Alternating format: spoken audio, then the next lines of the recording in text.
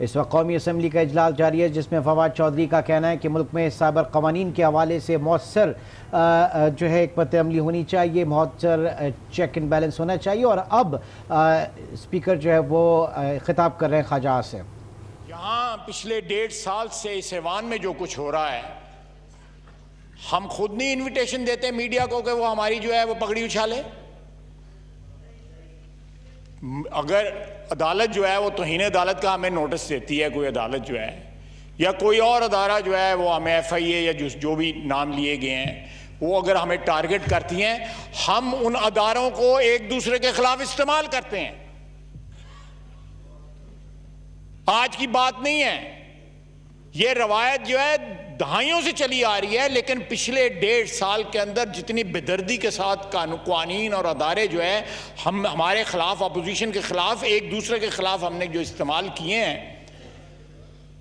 उसी से मौका मिलता है कि हमारी पगड़ी उछाली जाती है। अगर मीडिया या ये जो हमारे एंकर पर्सन्स हैं, अगर ये किसी और अदारे के मुताल्लिक ये बात करें तो पैमरा फौरन हरकत में आ जाता है। पैमरा जो है रेगुलेटर हमने बनाया हुआ है उसको, लेकिन जब हमारे सियासी मुखालफिन, जो हमारे अपने सियासी मुखालफिन हैं, उनके हमारे और हमारे उनके खिलाफ को बात हो रही होती है, तो पैमरा बिल्कुल हरकत में नहीं आता। बिकॉज हम एंजॉय कर रहे होते हैं कि हम स्कोर सेटल कर रहे हैं। ये अब हमने खुद अपने गिरबान जो हैं उन लोगों के हाथों में दिए हैं। अगर मीडिया के लोगों के हाथ जो है हमारे गिरबान तक पहुंचे हैं तो उनका कसूर नहीं है, ये हमारा कसूर है कि हम हर वक्त जो है, अगर अपना गिरबान जो है हमें अजीज है तो हमारे के साथ ही किसका भी गिरबान अजीज होना चाहिए। अगर आज एक हुक्मरान जमात के एक वजीर ने, मेरा उनके साथ एक जाती ताल्लुक भी है, उनका ग्रीवियंस है, उनका ग्रीवियंस जेन्युइन है, मैं उनके साथ हूं इस ग्रीवियंस के ऊपर। लेकिन लेकिन लेकिन ये बात जो है, अगर मेरा मतलब है अपने पैर सड़न लगे ने तो रौला पा देता है, कहते एनी देर जेड़े पैर सड़न लेते हैं साढ़े उत्ते कोई रौला नहीं पा देता।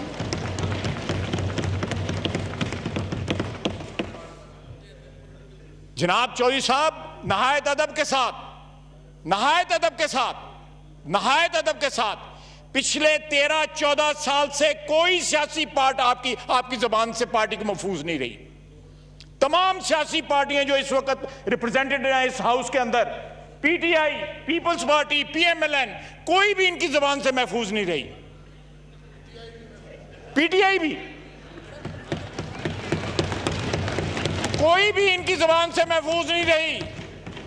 जो बो गई, बिटर हार्वेस्ट जो है वो इन्होंने खुद बोई हुई है। He is reaping the bitter harvest जो इन्होंने खुद सो की हुई है। I am making a political point, कोई जाती नहीं है। I am making a political point कि ये 1.5 साल में हमने जाया किया है। जब तक इस फ्लोर की ऊपर हारमोनी नहीं होगी, एक दूसरे की इज्जत नहीं होगी, इस ऐवान की इज्जत नहीं होगी, तब तक लोग हमारी पगड़ियां भी उछालेंगे, लोग हमें गाली भी देंगे। जब हमें अपनी इज्जत का ख्याल नहीं है, इस ऐवान की इज्जत का ख्याल नहीं है, इस ऐवान के तकद्दस का ख्याल नहीं है, एक दूसरे पे इल्जामात लगाते वक्त जो है हम भूल जाते हैं कि कल हमारे ऊपर भी इल्जाम लग सकता है। जब हम खुद एंकर होते हैं, मेरे भाई एंकर रहे हुए हैं, ये खुद एंकर रहे हुए हैं, जरा निकालें उनका रिकॉर्ड उन प्रोग्रामों का कि लोगों के साथ ये क्या करते रहे हैं।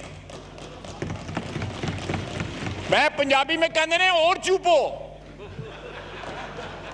ये गन्ने चुप रहे हैं इस वक्त, जो गन्ने खुद लगाए हुए हैं इन्होंने।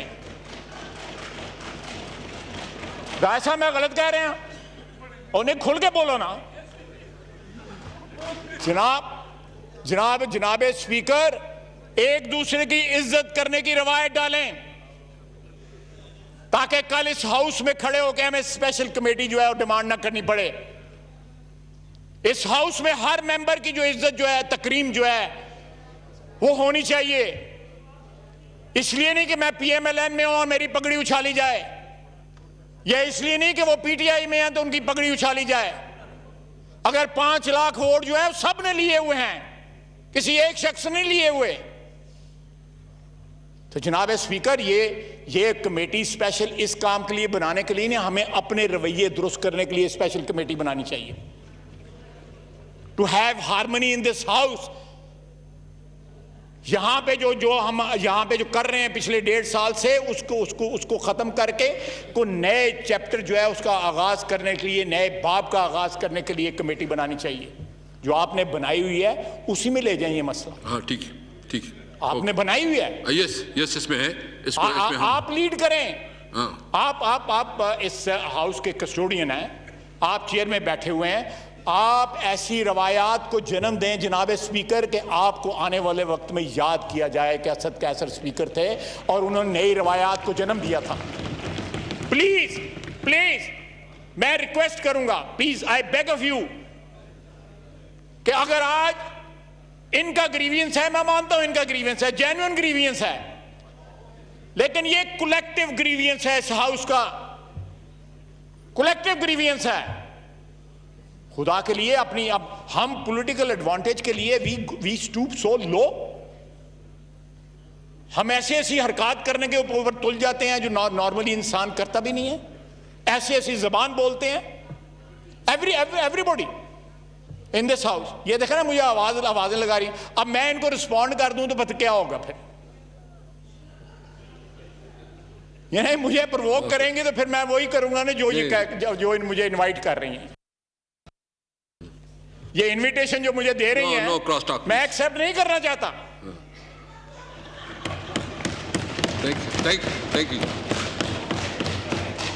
चलो एनी गाली जी समझ जानते, बड़ी गाली। आपका नेक्स्ट टॉपिक प्राइम मिनिस्टर साहब 5 मिनट में आ रहे हैं। जनाब स्पीकर, मैं हाउस के सामने इंपॉर्टेंट बिजनेस भी है, लेकिन ये एक वो चूंकि प्राइम मिनिस्टर साहब आ जाएंगे ना, तभी आप बात कर लेंगे। ईरान का मसला एक इंपॉर्टेंट मसला है। स्पीकर मिनिस्टर साहब को बुलाएं, यहाँ पे फॉरेन मिनिस्टर साहब को बुलाएं। लेकिन मैं सिर्फ आखिर में कहूंगा, चलो फॉरेन मिनिस्टर साहब आ गए। मैं एक फिक्रा सिर्फ आखिर में कहूंगा, जनाब वाला, अपनी आवाज जो है उसकी गूंज, उसकी एको वापस आती है। अपनी आवाज की गूंज वापस आती है। जो चीजें आप कहते हैं उसकी रेजोनेट होती हैं, वो वापस आके हमें हॉन्ट करती हैं।